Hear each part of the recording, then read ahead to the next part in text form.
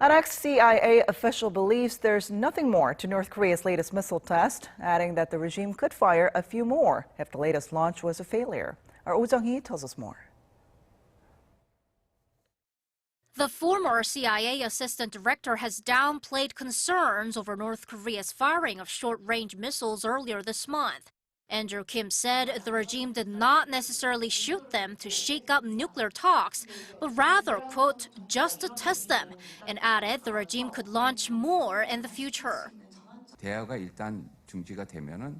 When talks are suspended, the North feels the need to test things they've not been able to because they can't when talks resume. If the missile launch was a failure, they'd do it once or twice more.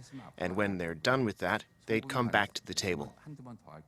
His comments came at an international forum this week hosted by Seoul's state-run Institute for National Security Strategy, which is under the nation's intelligence agency.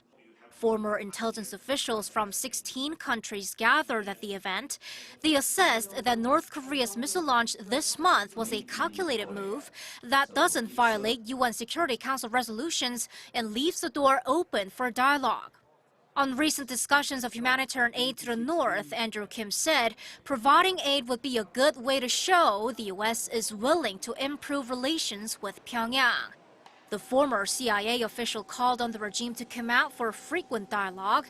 He stressed communication is the most important thing when it comes to becoming friends, but communicating with North Korea is not easy. North Korea communicates only when it wants to and avoids it when it doesn't want to.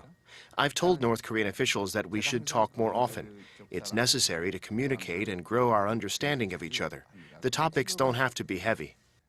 The U.S. isn't even aware of who is now U.S. State Secretary Mike Pompeo's North Korean counterpart and will only find out once Pyongyang comes back to dialogue, he says.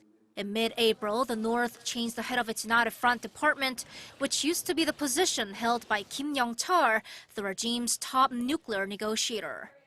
Jung-hee, Arirang News.